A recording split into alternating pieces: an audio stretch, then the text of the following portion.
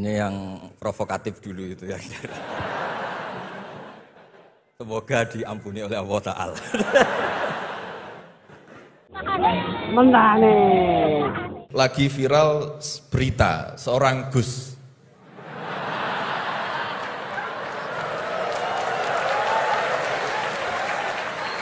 Mohon izin.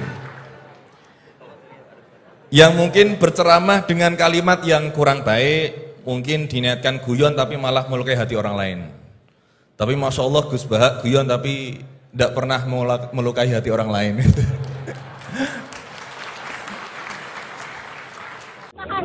Mentane.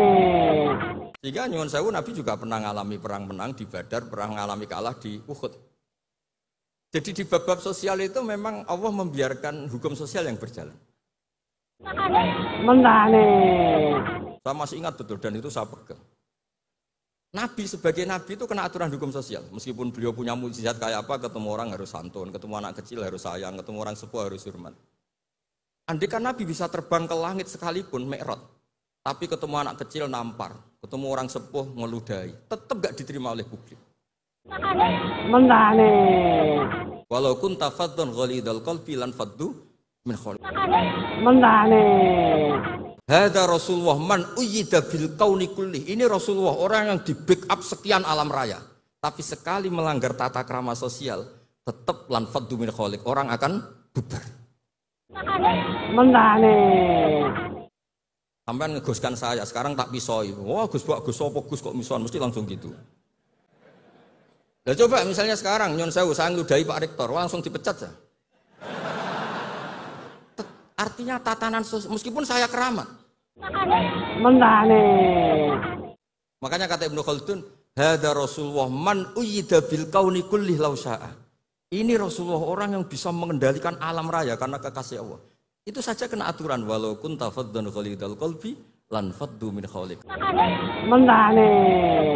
Itu mesti orang itu, weh, kasihlah kemanusiaan. Satu, jangan nanti kumat lagi.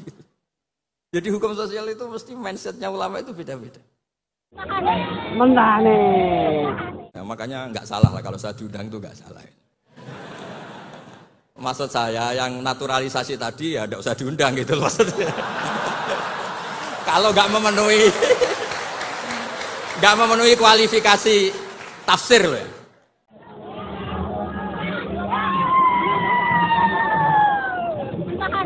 Mentane. Jangan lupa like, subscribe, comment, and share. Nah, ya, lanjut.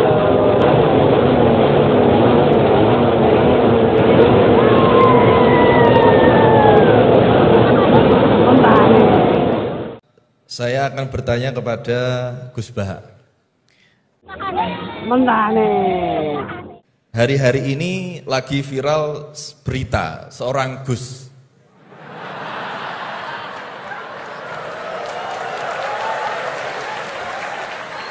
Mohon izin. Yang mungkin berceramah dengan kalimat yang kurang baik, mungkin diniatkan guyon tapi malah melukai hati orang lain. Tapi Masya Allah Gus Bahak guyon tapi tidak pernah melukai hati orang lain.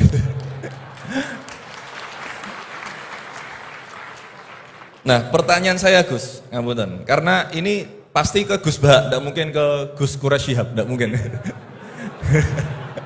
Karena pasti Gus Bahak.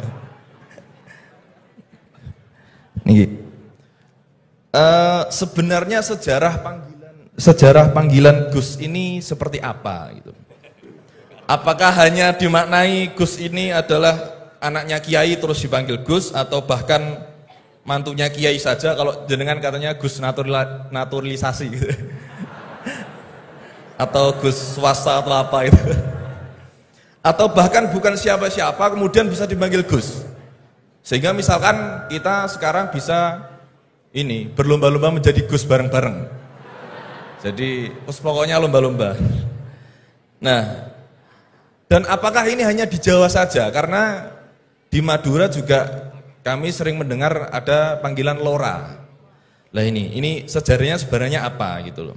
Apakah juga kalau sudah menjadi kiai tidak bisa menjadi Gus lagi? Atau kalau sudah menjadi Gus tidak bisa naik menjadi kiai? Gitu nggih. Itu pertanyaan yang kedua saya. Dan nyuwun sewu, di zaman Rasulullah itu apakah putranya Rasulullah juga dipanggil Gus? Kan juga tidak kan. Maka maka kalau Gus ini tidak ada di zaman Rasulullah, berarti semua Gus ini bid'ah gitu loh. Karena Gus tidak ada di zaman Rasulullah. Ngeten nggih. Nggih, jadi intinya sejarahnya dan standarisasi Gus itu apa yang orisinil gitu.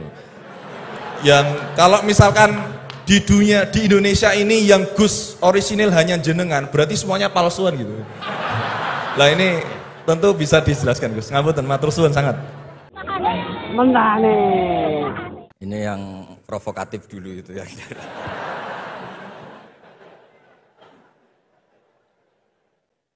Semoga diampuni oleh Allah Ta'ala. Begini, satu itu saya tidak medsosan, tapi ya dengar-dengar laporan macam-macam lah tentang sekian pihak itu. Begini, saya cerita ini biar sampean tahu bahwa Pak Rektor ngundang saya ini tidak salah. Kan? Memang benar-benar pemateri yang baik. Ya kalau kata Nabi Yusuf kan ini hafizun alim, orang harus zikru manaki binafsi, orang boleh cerita kelebihannya asal itu faktual. Begini, suatu saat, ini cerita di kitab Ihya, suatu saat Nabi Musa itu sholat istisqa, itu doa apa saja itu sudah dipakai, nggak mandi, Nabi Musa nggak mandi, tetap nggak mandi. Kata Allah, inna fihim namaman, di komunitas Anda yang ikut sholat itu ada yang tukang adu-adu, namam, provokator. Maka kamu doa kayak apa tetap tidak akan saya ijabahi. Nabi Musa, ya gampang Gusti, tunjukkan orang itu siapa, nanti saya usir dari majelis.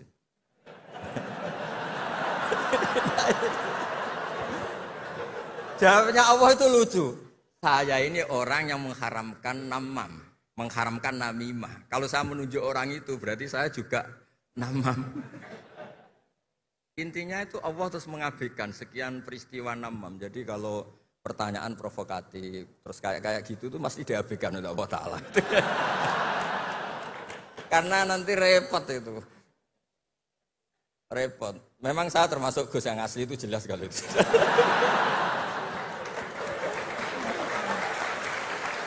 Itu, nah ini Pak Fatullah tahu betul keluarga saya karena beliau orang Jepara ngajinya di Kudus. Ya, terus masalah fatwa tadi, fatwa sosial itu atau memahami pakai terjemah begini seperti yang dikatakan Pak Kures.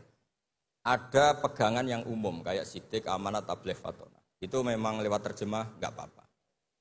Tapi ada terjemah yang nggak mengganti bahasa Arab.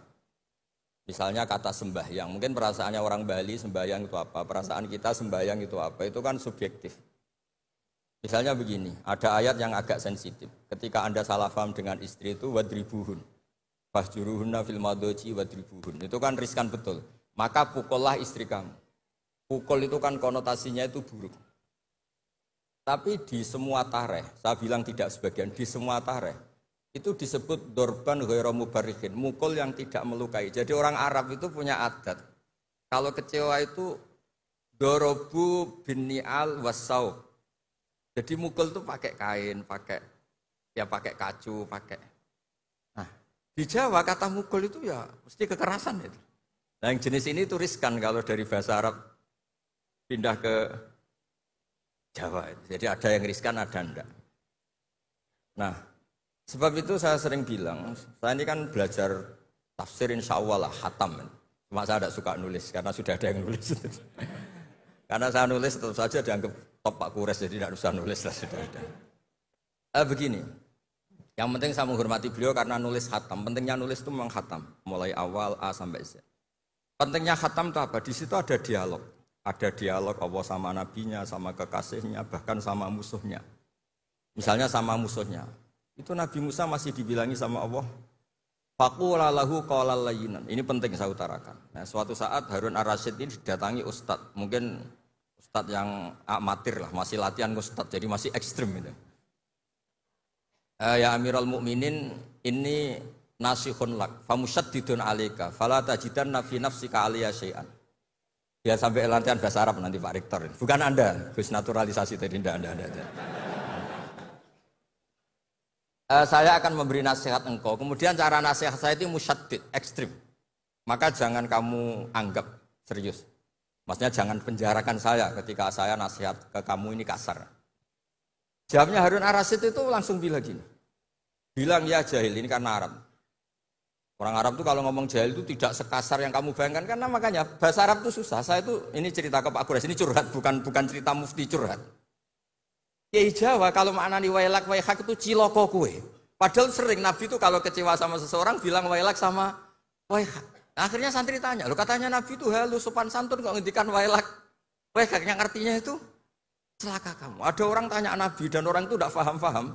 Nabi ngendikan apa? Sakilat ka umuk. Cek siale mbokmu dan anak kue. Diterangkan enggak paham. Tapi sarah-sarah kayak kitab Irsyadus Sari itu bilang gini. Kalimatu tarohumin wa talatufin. Ini kalimat yang orang Arab tuh merasa dekat sehingga bilang wailak waihak. Tapi Kiai Jawa tetap saja maknani ciloko. Masalahnya di konteks itu yang dawuh itu Kanjeng. Nah, saya ngendikan ini orang Solo ini kan enggak apa-apa. Kayak bakat gitu aja terus orang gitu. Nah, yang seperti ini enggak bisa dipindah ke terjemah. Dan itu saya teliti dari sekian tradisi, ya tadi kayak wadribuhun. Makanya terus ulama nyusuli dorban ghairu mubarrihin. Mukul tapi tidak melukai. Karena orang Arab itu biasa kecewa mukul pakai peci. Tapi kalau orang Jawa enggak berbayang mukul. Kedua misalnya contoh mahar. Orang Arab kalau masih mahar itu banyak.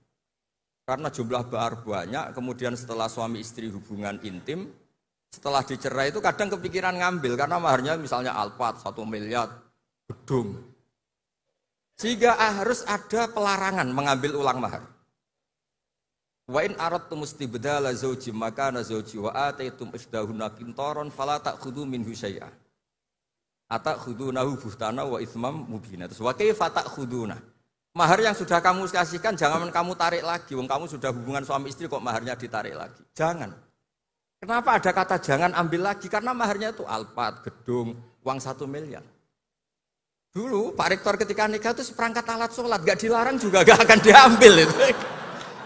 Artinya gini, gak mungkin andikan Quran turun di Indonesia ada kata fala ta'khudhu minhu syai'a 100.000 seperangkat alat. Saya jadi kiai itu sampai bosan karena tiap nikahkan tuh maharnya seperangkat alat sholat. Itu kalau sudah nikah 10 tahun bentuknya sudah kayak apa ya? Itu nggak usah Allah repot-repot bilang jangan ambil lagi, jangan ambil lagi. Nah, itu kondisi yang antara kita dan tradisi Arab itu beda. Dan saya belajar tafsir sampai segitunya, makanya nggak salah lah kalau saya diundang itu nggak salah. Maksud saya yang naturalisasi tadi ya nggak usah diundang gitu maksudnya. Kalau nggak memenuhi kualifikasi tafsir loh ya. Ya karena kalau nggak memenuhi kualifikasi apa tafsir. Tapi jangan terus ngundang saya terus, nggak mau juga saya. Nah tadi yang pertanyaannya Pak dosen Pak Ghafur tadi. Nanti Pak Quraisy nambahin. Hukum sosial itu memang nggak pernah mengikat di semua sisi ya, karena memang patokannya itu begini. Saya ambilkan contoh di Quran ya, karena ini memang tema tafsir. Di hal-hal sosial itu kekasihnya Allah pun didhawuhi Allah begini. Wa in adri la'allahu fitnatul lakum wa mata'un lil akhin. Wa ma adri ma yuf'alu bi wala bikum. Jadi Nabi misalnya mau perang, misalnya perang apa ini. Allah terus bilang, "Muhammad kamu tenang saja, pasti menang." Enggak. Karena kalau dibilang begitu nanti kendelnya Nabi atau keberanian Nabi dikira karena ada jaminan. Tetap. Sehingga nyuwun sewu Nabi juga pernah mengalami perang menang di Badar, pernah mengalami kalah di Uhud. Jadi di bab-bab sosial itu memang Allah membiarkan hukum sosial yang berjalan. Sampai Ibnu Khaldun ngendikan begini, saya masih ingat betul dan itu saya pegang. Nabi sebagai Nabi itu kena aturan hukum sosial. Meskipun beliau punya mukjizat kayak apa, ketemu orang harus santun, ketemu anak kecil harus sayang, ketemu orang sepuh harus hormat. Andai kan Nabi bisa terbang ke langit sekalipun, Mi'raj, tapi ketemu anak kecil nampar, ketemu orang sepuh ngeludahi, tetap gak diterima oleh publik. Walaupun tafadzun ghalidul qalbi lan faddu min khaliq. Betapa pentingnya tata krama sosial. Kata Ibnu Khaldun, hadza Rasulullah man uyyida bil kauni kulli. Ini Rasulullah orang yang di backup sekian alam raya. Tapi sekali melanggar tata krama sosial, tetap lan faddu min khaliq. Orang akan bubar. Sampai ngegoskan saya, sekarang tak pisoi. Wah Gus Pak, Gus apa Gus kok mison, mesti langsung gitu. Nah, coba misalnya sekarang nyon sewu saya ngeludahi Pak Rektor, langsung dipecat ya. Artinya tatanan sosial, meskipun saya keramat. Makanya kata Ibnu Khaldun, hadza Rasulullah man uyyida bil kauni kullih law syaa. Ini Rasulullah orang yang bisa mengendalikan alam raya karena kekasih Allah. Itu saja kena aturan walau kunta faddan ghalidal qalbi lan faddu min khawlik. Kalau engkau salah tatanan sosial Muhammad, orang akan bubar. Nah maksudnya gini Pak dosen, kalau tatanan sosial gini, saya pernah ditanya oleh dekan Fakultas Kedokteran. Pas ada diskusi dengan ya tadi orang-orang medis, misalnya begini, itu misalnya nyun sewu, tapi gak usah dijiwai, gak usah kamu, udah dilupakan saja gak Pak. Menyembuhkan orang koma itu baik apa tidak baik. Tapi misalnya orang ini kalau sembuh pasti bunuh lagi, pasti merkosa lagi. Terus kita gimana? Ngasih makan juga sama. Orang miskin nggak bisa makan, nggak bisa apa-apa, nggak bisa makan, nggak bisa apa-apa. Berkahnya nggak bisa makan, nggak bisa apa-apa, dia tidak nyuri, tidak bunuh, tidak merkosa. Dan orang ini kalau sehat lagi akan begitu lagi. Wajib ngasih makan enggak? Itu mesti orang itu, weh, kasihlah kemanusiaan. Jangan nanti kumat lagi. Jadi hukum sosial itu mesti mindsetnya ulama itu beda-beda. Saya sering matur ke Pak Quraisy, saya itu pernah kata santri saya pernah katanya diundang ke Malaysia juga pernah katanya diundang ke Maroko. Saya bilang sudah yang kelas-kelas internasional Pak Quraisy saya ada usah. Kenapa? Jawabannya sederhana. Nanti kalau saya sering keluar negeri, terus semua kiai seneng keluar negeri, terus yang mulang pondok saya siapa? Terus gue iling-ilingan nak neng dunia ono kiai desa sing alim, terus saya maksudnya kiai desa tapi maca kitab ya cek bener rofa nasab.